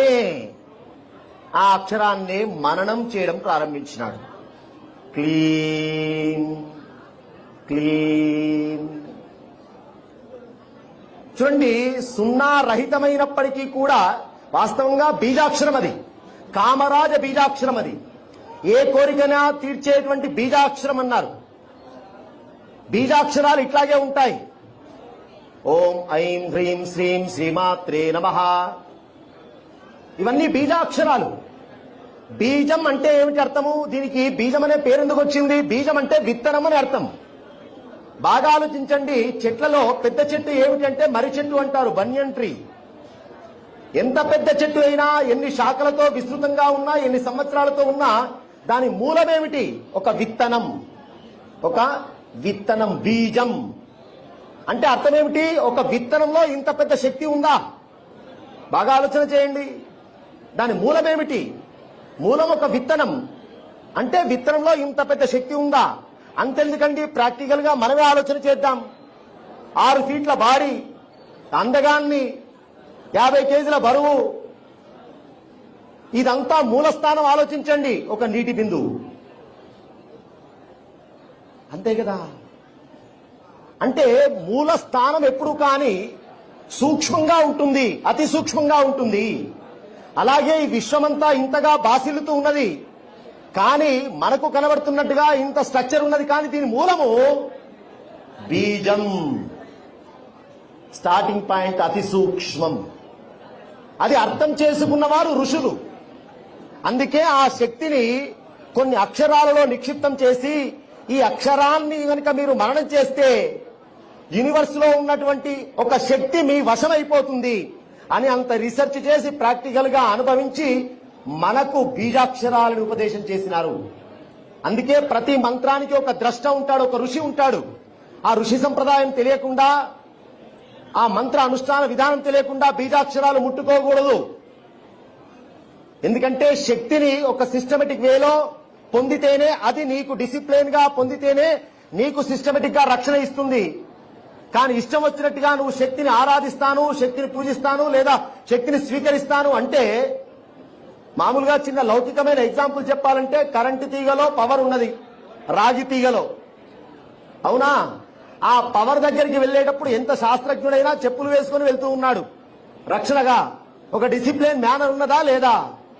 ఏమండి, ఇష్టం వచ్చినట్టుగా వెళ్ళవచ్చు కదా అంటే, శక్తికి 2 రకాలు ఉన్నది. శక్తిని మంచిగా ఉపయోగిస్తే మంచిగా ఉంటుంది, శక్తిని దుర్వినియోగం చేస్తే అదే ప్రళయానికి దారితీస్తుంది. కాబట్టి బీజం అక్షరం, అది అక్షరమే కావచ్చు. అమంత్రం అక్షరం నాస్తి, నాస్తి మూలం అనౌషధం అన్నది శాస్త్రం. మనం చదువుతున్నటువంటి అక్షరాలన్నీ కూడా శక్తియే. ఒక్కొక్క బీజాక్షరం అది మనకు తెలియదు. ఆ నుంచి క్ష వరకు మనకు ఉండేటువంటి అక్షరాలు. మంత్రాలు ఏమున్నాయి? మంత్రాలన్నీ ఇవే అక్షరాలు. మనం కేవలం అక్షరాలు అనుకుంటూ ఉన్నాం, కానీ మంత్రశాస్త్రంలో కూడా ఇవే అక్షరాలు. అందుకే మాట మాట్లాడేటప్పుడు జాగ్రత్తగా మాట్లాడమన్నది శాస్త్రం. అక్షరాలను వినియోగించేటప్పుడు, అక్షరాలను ప్రయోగించేటప్పుడు నువ్వు సామాన్యమైన మాట అనుకుంటున్నావు, అదొక శక్తి. అలా నీవు గనక భావన చేసినప్పుడు దాని ఫలితం కనబడుతుంది. అందుకే బీజాక్షరం అంటే అంత పెద్ద శక్తి ఒక కేంద్రంగా ఉన్నది ఆ అక్షరంలో. క్లీ. ఆయనకు తెలియదది, తెలియకుండానే ఇదేదో కొత్త అక్షరం అనుకొని క్లీం క్లీం క్లీం. కామరాజ బీజాక్షరం, అమ్మవారి యొక్క మూల మంత్రంలో ఒక బీజాక్షరం ఇది. కమల, కమలాత్మిక. కమలా విద్య కమలాత్మిక దేవిగా ఉన్న మహాలక్ష్మి మంత్రంలోని ఒక బీజాక్షరం యొక్క ఒక్క బీజాక్షరమే పట్టుకున్నాడు చూడండి కథలో. ఒక మొత్తం మంత్రం ఉంటే చూడండి ఎంత గొప్ప శక్తి. ఇలాగే మననం చేస్తున్నాడు, తెలియకుండానే మననం చేస్తున్నాడు. అమ్మవారు ప్రత్యక్షమైంది, అబ్బాయి నిన్ను భవిష్యత్తులో రాజు చేస్తాను రా, సామ్రాట్ను చేస్తాను, ఇదిగో తెల్లవారేసరికి నీకు రథం ఉంటుంది, గొప్పనైనటువంటి ధనస్సు ఇస్తున్నాను, బాణాలు ఇస్తున్నానని చెప్పి స్వప్నం లోపట అమ్మవారు అనుగ్రహించింది. శక్తి ఎప్పుడు కానీ స్వప్నంలో మంత్రశాస్త్రాలన్నీ కూడా దాని ఫలితాలు స్వప్నంలో ఉంటాయి. స్వప్నం అనేది మనం కొట్టిపడేస్తూ ఉంటాం కొన్ని విషయాల్లో, కానీ తంత్ర సాధనలో మంత్ర సాధనలో స్వప్నము ద్వారానే పరీక్షలు ఉన్నాయి. తెల్లవారు లేచి చూసేసరికి రథం కనబడ్డది, ధనస్సు కనబడ్డది, బాణాలు కనబడ్డాయి. ఆశ్చర్యం చూడండి. అప్పుడు గురువు గారికి చెప్పినాడు, గురుగారు ఇట్లా మంత్రాన్ని ఉపదేశం స్వీకరించినాను అనుకోకుండా. కొన్ని మంత్రాలు మనకి ఏ గురువు ఇవ్వకుండానే స్వప్నంలో వచ్చి ఉపదేశం జరుగుతూ ఉంటాయి. కారణం ఎట్లా అన్నారు, అవి పూర్వజన్మలో ఎక్కడో నువ్వు సాధన చేసి ఆపేసినావు. అక్కడ నువ్వు నీ లక్ష్యాన్ని, నీ గమ్యాన్ని చేరుకోలేక మధ్యలోనే నీకు కర్మక్షయం అయిపోయి, కాలం అయిపోయి, నీ టైం అయిపోయి వెళ్ళిపోయినావు. కానీ అది నీకు ఇక్కడ స్టార్టింగ్ పాయింట్ గా నిలబడ్డది. వస్తుంది ఫలితం. అందుకే చూడండి, 5 ఏళ్ల పిల్లవాడు కర్ణాటక సంగీతం పాడుతున్నాడు. ఎట్లా పాడతాడు 6 ఏళ్ల పిల్లవాడు? 7 ఏళ్ల పిల్లవాడు కూడా అనేకమైన విద్యలు చూపిస్తూ ఉన్నాడు. లోకంలో అనేకమైన లౌకిక ఎగ్జాంపుల్స్ కనబడుతున్నాయి. ఎట్లా సాధ్యమవుతున్నది అంటే వాడికి పూర్వజన్మలో వాడి ప్రాక్టీస్ అక్కడ ఆగిపోయింది. లాస్ట్ మూమెంట్ లో ఆ లాస్ట్ మూమెంట్ ఇక్కడ స్టార్ట్ అయిపోయింది. కాబట్టి జ్ఞానానికి ఎప్పుడు కూడా నాశనం ఉండదు, ఆధ్యాత్మిక సాధనకి ఎప్పుడు కూడా నాశనం ఉండదు. ఈ జన్మలో మనం ఇంత సాధన చేస్తూ ఉన్నాం, ఇంత భక్తిని ప్రదర్శిస్తూ ఉన్నాం. వచ్చే జన్మ మానవ జన్మ కావచ్చు, పశువు జన్మ కావచ్చు, కానీ ఉపాధి ఏదైనా, శరీరం ఏదైనా, మనం సాధించినటువంటి ఈ ఫలితం ఏదైతే ఉందో అక్కడ ప్రారంభమవుతుంది. అది గుర్తుపెట్టుకోవాలి. అందుకే జ్ఞానానికి, అందుకే మన కథల్లో ఏనుగులు మాట్లాడుతూ ఉన్నట్టుగా, లేడి మాట్లాడుతూ ఉన్నట్టుగా, ఇవన్నీ కథలుగా ఏదో టామ్ అండ్ జెర్రీ కథలు కాదు ఇవి. ఆధ్యాత్మిక సాధనలో పూర్వజన్మలో వాళ్ళు అక్కడ ఆగిపోయి కర్మవశాత్తు ఈ జన్మ ఈ రకంగా వచ్చి మళ్లీ సాధన ప్రారంభించినటువంటి విషయాలు అవన్నీ. గురువుగారు చెప్పాడు, గురుగారు ఇట్లా జరిగింది, చాలా గొప్పవాడివిరా, అదే మంత్రాన్ని చక్కగా నువ్వు స్వీకరించు అని చెప్పి ఆ మంత్ర సాధన చేయించారు.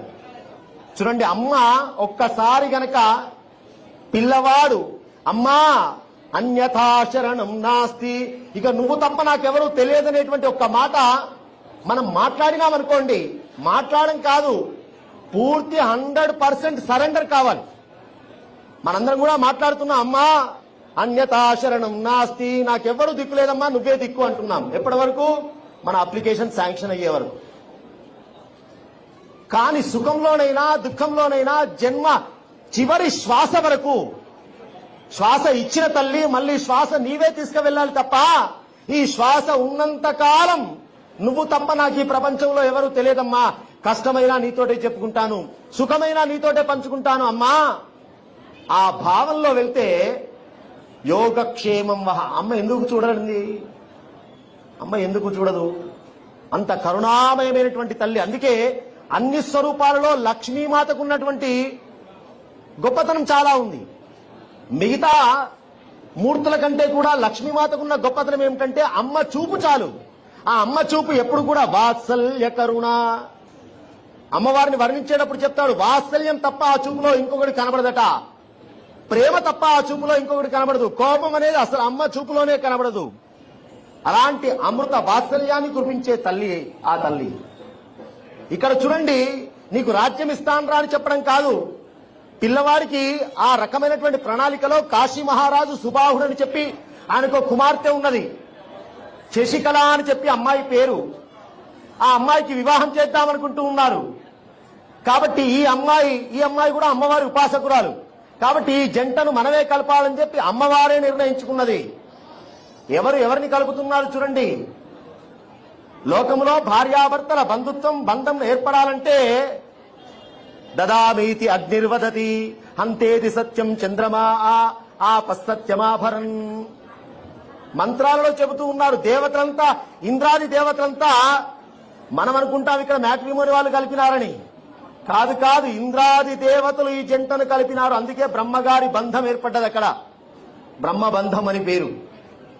ఎందుకంటే దేవతలు మనల్ని కలపాలని ప్రయత్నం చేస్తారు. వాళ్ళకి స్వార్థం ఉన్నది, అదేం పెద్దగా నిస్వార్థంతో చేసిన పని కాదు. దేవతలు వాళ్ళకి ఎప్పుడు కూడా మ్యారేజెస్ ఎక్కువ కావాలని కోరుకుంటారట దేవతలు. కారణం ఏమిటన్నారు, మ్యారేజ్ చేసిన వాడే యజ్ఞాలు చేయగలగాలి. బ్రహ్మచారి యజ్ఞం చేసే అవకాశం లేదు, సన్యాసి యజ్ఞం చేసే అవకాశం లేదు. కేవలం పెళ్లైన వాడికి మాత్రమే యజ్ఞం చేసే అధికారం. అందుకే రెండో యజ్ఞోపవీతం. యజ్ఞం చేస్తే గాని దేవతలకు తిండి లేదు. కాబట్టి మనకు తిండి పెట్టాలంటే లోకంలో పెళ్లిళ్ళు ఎక్కువ జరగాలి. ఇది కాన్సెప్ట్. అందుకే అమ్మవారు చూడండి, శశికళ అమ్మాయికి కలలో కనబడి నీకు గొప్పనైన వరుడు ఉన్నాడమ్మా సుదర్శన్ అని చెప్పి భరద్వాజ ఆశ్రమంలో పెరుగుతున్నాడు, ఆ అబ్బాయినే పెళ్లి చేసుకోవాలని స్వప్నంలో వచ్చిందట. ఇక్కడ చూడండి ఎట్లా లింక్ కలుస్తూ ఉన్నదో. ఆ అమ్మాయి లేచింది, స్వయంవరం అంతా ఏర్పాటు చేస్తున్నారు. ఈ సుదర్శన్ గురించి చెప్పింది అమ్మ. అసలు సుదర్శన్ అనేవాడు ఉన్నాడా లేడా మొట్టమొదటి తెలుసుకుంటే గాని మన స్వప్నం కరెక్టా కాదా తెలుస్తుంది. రహస్యంగా చెలికత్తలను భరద్వాజ ఆశ్రమానికి పంపించింది. ఉన్నాడు సుదర్శనుడు, అమ్మ భక్తుడని తెలిసింది. ఇంకేమున్నది, అమ్మనే చెప్పిందని నిర్ణయించుకున్నది. మనసు లోపల సుదర్శనుడిని భర్తగా నిర్ణయించుకున్నది. పాపం తండ్రికి మాత్రం తెలియదు. తండ్రి గారు స్వయంవరం ప్రకటించారు. స్వయంవరాలు రెండు రకాలుగా ఉంటాయి, ఇచ్చా స్వయంవరం, పన స్వయంవరం అని చెప్పి రెండు రకాలు. అంటే అమ్మాయి ఇష్టం వచ్చిన వాడిని పుష్పమాల వేయడం, రెండవది ఏదైనా పందెం పెట్టి ఆ పందెంలో నెగ్గిన వారికి అమ్మాయిని ఇవ్వడం. ఆ కాలంలో క్షత్రియ సంప్రదాయం అది రాజకుటుంబాల్లో. ఇక్కడ ఇచ్చా స్వయంవరం అని పెట్టినాడు. ఎవరి మెడలో అమ్మాయి పుష్పమాల వేస్తే వాళ్లే, అమ్మాయి నిర్ణయమే. ఈ విషయం తెలిసి సుదర్శనుడు బయలుదేరి వచ్చాడు. అమ్మవారి యొక్క ఉపాసకుడు కాబట్టి ఆ శశికళ అనే అమ్మాయి పంపించింది, అయ్యా నిన్ను తప్ప ఇంకొకరిని వివాహం చేసుకోవడానికి నాకు ఇష్టం లేదు, కాబట్టి నీవు తప్పకుండా స్వయంవరానికి రావాల్సింది అని చెప్పి భరద్వాజ మహర్షికి నమస్కారం చేసినాడు. అయ్యా నాబోటి వారికి అమ్మాయి పెళ్లి చేసుకుంటా అంటున్నది, కానీ అక్కడ రాజాదిరాజులు ఉన్నారు, అందులో కాశీ మహారాజు నన్ను యాక్సెప్ట్ చేస్తాడా, అంగీకరిస్తాడా అంటే భరద్వాజ మహర్షి అలాగే తల్లి ఆశీలు స్వీకరించి బయలుదేరుతూ ఉన్నాడు. అగ్రతస్తే అంబికా పాతు పార్వతీ పాతు పృష్ఠత. అమ్మని వెనకాల ఉన్న తర్వాత నీకు భయం ఎందుకురా? అగ్రభాగంలో అంబికాదేవి రక్షించుగాక, వెనక భాగంలో పార్వతీదేవి రక్షించుగాక, అదేవిధంగా నీ ఇరుపక్కల శివానీదేవి రక్షించుగాక, కఠిన మార్గాలలో వారాహిదేవి రక్షించుగాక అని చెప్పి అమ్మవారి యొక్క రక్షను చేసి పంపించినాడు సుదర్శనుణ్ణి. వెళ్లాడు సుదర్శనుడు, కూర్చొని ఉన్నాడు. రాజసభ స్వయంవరం వేదిక. తన మనవల్ని తీసుకొని యుధాజిత్తు కూడా వచ్చాడు. ఎవరు? సుదర్శనుణ్ణి చంపుదామనుకుని ఆశ్రమానికి వచ్చినటువంటి ఇంకో తాతగారు ఉన్నారే, తన మనవనికి కట్టబెడదామని చెప్పి తన మనవల్ని తీసుకొని కూడా వచ్చాడు. సుదర్శనుడు కనబడ్డాడు. ఏమిరా, అధికారం లేని వారికి రాజా ఈ కన్యావరణం లోపట అధికారం లేని వాడు ఎట్లా కూర్చున్నావు, నీ వల్ల సాధ్యమవుతుందా అని సూటిపోటి మాటలు మాట్లాడుతుంటే, అన్ని అమ్మనే చూసుకుంటుందయ్యా అని చెప్పి అమ్మ మీద భారం పెట్టుకుని ఇక్కడి దాకా వచ్చాను.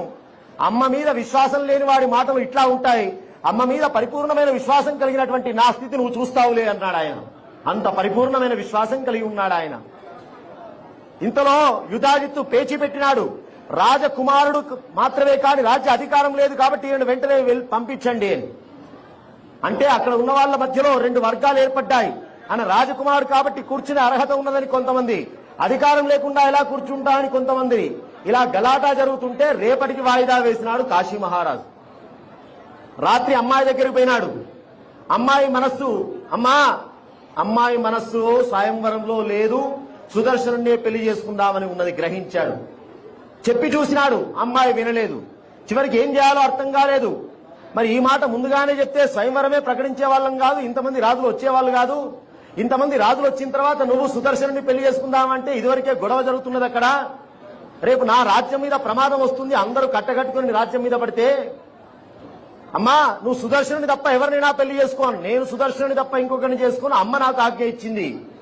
ఏం చేయాలో అర్థం కాలేదు కాశీ మహారాజుకు. ఎట్లాగమ్మా నువ్వే ఉపాయం చెప్పు. రాత్రికి రాత్రి సుదర్శనుని పిలిచి పెళ్లి చేయవయ్యా అన్నది. ఎవరు? అమ్మాయి. మరి తెల్లవారితే రాత్రి చేస్తాం కరెక్టే, తెల్లవారితే ఏమిటన్నారు? అమ్మవారే చూసుకుంటుందయ్యా, భయం ఎందుకు? అమ్మ ఉన్నది అనేటువంటి విశ్వాసం పరిపూర్ణత నీకు ఉన్నప్పుడు జరగాల్సింది అమ్మే చూసుకుంటుంది. నాకు ఆ నమ్మకం ఉన్నది అనగానే రాత్రికి రాత్రి రహస్యంగా శశికళకు సుదర్శనునికి వివాహం చేశారు. తెల్లవారి విషయం తెలియగానే వచ్చినటువంటి మహారాజులంతా కూడా మనందరినీ కూడా అన్యాయం చేసినాడు, ఇంతమందిని పిలిచి అవమానం చేసినాడని చెప్పి అందరూ కట్టగట్టుకుని కాశీ మహారాజు మీద పడ్డారు.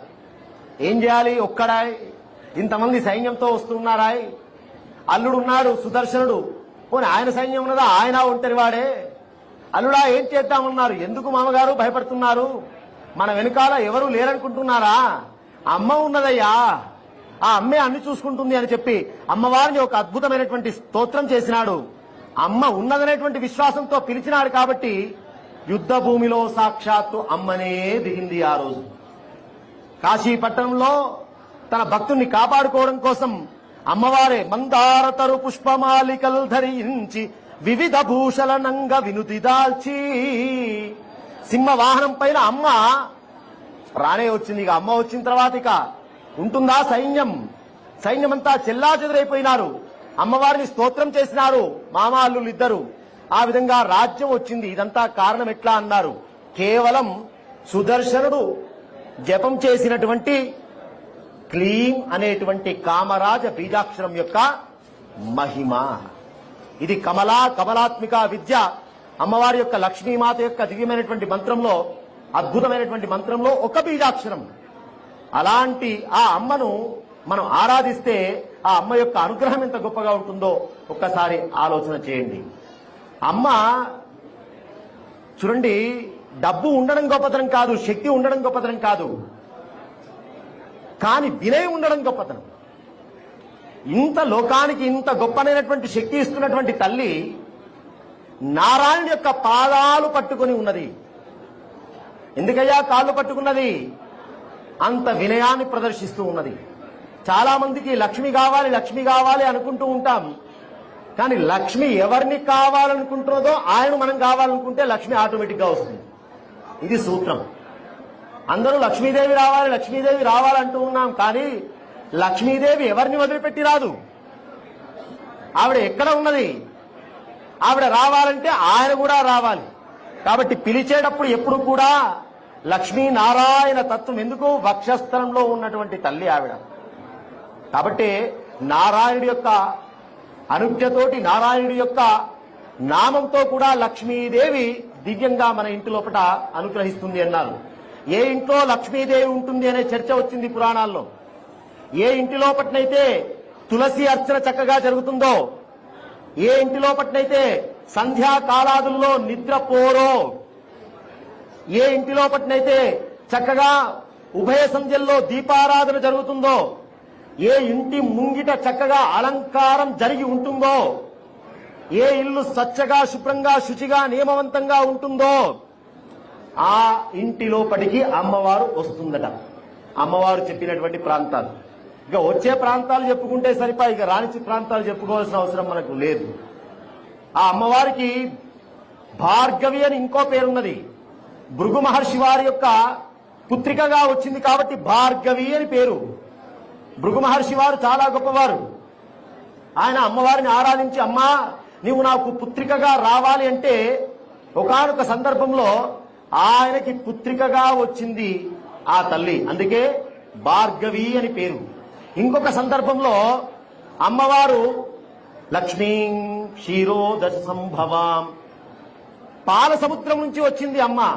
పాల సముద్రం నుంచి ఎందుకు వచ్చిందయ్యా అన్నారు. ఒకానొక మారు నారాయణ కూడా అనిపించిందట, రాక్షస సంహారం చేసి ఆయన ఇంటికి వస్తే ఆయన చెప్పుకుంటూ ఉన్నాడు.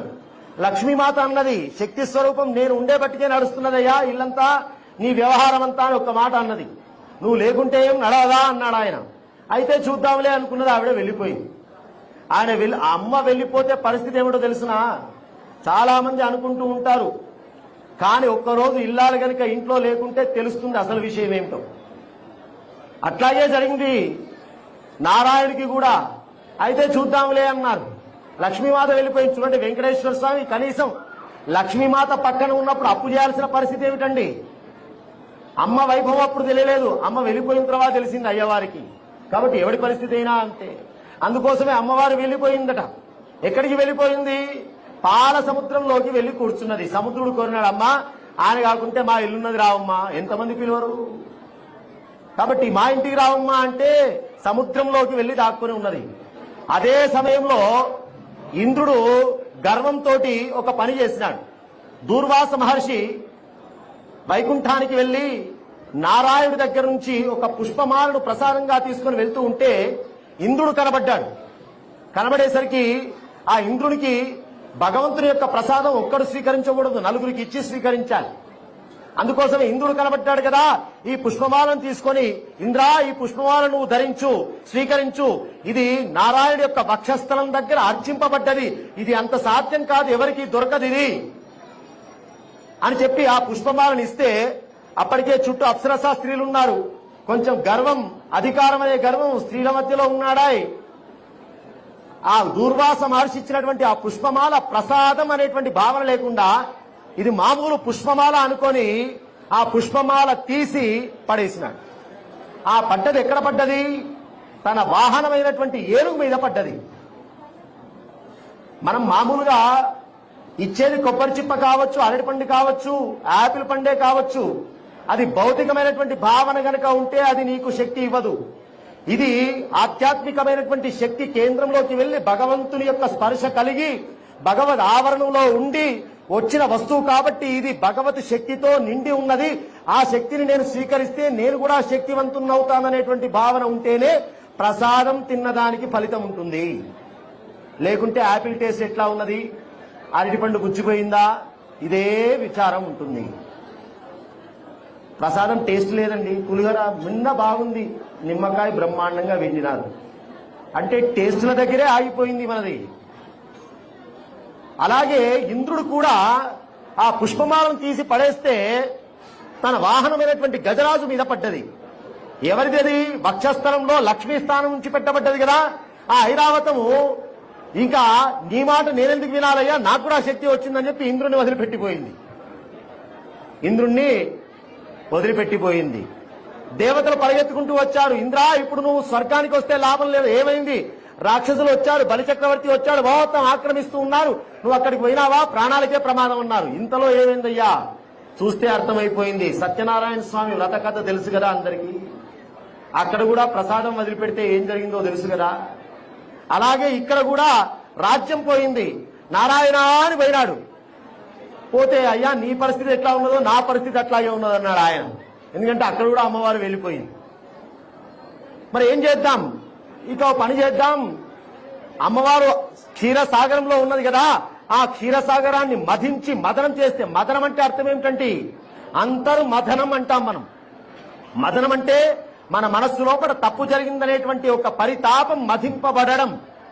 అలా పరితాపంతో ఆ క్షీర సముద్రంలో మంత్రాలతో మదనం చేయండి, వాసుకిని తీసుకువచ్చి కట్టి చేయండి అంటే అప్పుడు ఇంద్రుడికి కావలసిన శక్తి వచ్చింది. అలాగే నారాయణుడు కూడా దీంట్లో ఎందుకు ఇన్వాల్వ్ అయినాడు? ఆయన కూడా తన లక్ష్మీ అమ్మవారు అక్కడ ఉన్నది కాబట్టి తీసుకురావడం కోసం ఆయన స్వార్థం ఆయనకున్నది. అలా లక్ష్మీమాతను తర్వాత తిరిగి పొంది ఇక ఎప్పుడూ కూడా శక్తి అనేటువంటి గౌరవాన్ని తీసివేయకుండా వ్యవహారం నడిపినట్టుగా ఒక కథ మనకు కనబడుతుంది. దీని అర్థం ఏమిటంటే శక్తి ఆరాధన చేసినంత మట్టికే ఆయన బ్రహ్మ, ఆయన విష్ణువు, ఆయన రుద్రుడు. ఆ శక్తిని గనక దూరం చేసుకున్నారా, శివశక్త్యాయుక్తో యది భవతి శక్తః ప్రభవితుం నచేదేవం దేవో నఖలు కుశలః స్పందితుమపి. అమ్మా ఒక్కసారి నువ్వు పక్కకు తప్పుకున్నావా మీ నాతులంతా బొమ్మలే కదమ్మా అన్నారు శంకరాచార్యుల వారు. కాబట్టి అలాంటి శక్తి స్వరూపమైన ఆ తల్లి నవరాత్రుల్లో ఈ రోజు చక్కగా కమలాత్మికగా మనల్ని అనుగ్రహిస్తున్నటువంటి ఆ తల్లి దివ్యమైనటువంటి అనుగ్రహం మనందరిపైన ఉండుగాక అని చెప్పి ప్రార్థిస్తూ స్వస్తి ప్రజాభ్య పరిపాలయంతాం న్యాయేన మార్గేణ మహిమహేషాః గోబ్రాహ్మణేభ్యః శుభమస్తు నిత్యం లోకాః సమస్తాః సుఖినో భవంతు. అందరం ఒకసారి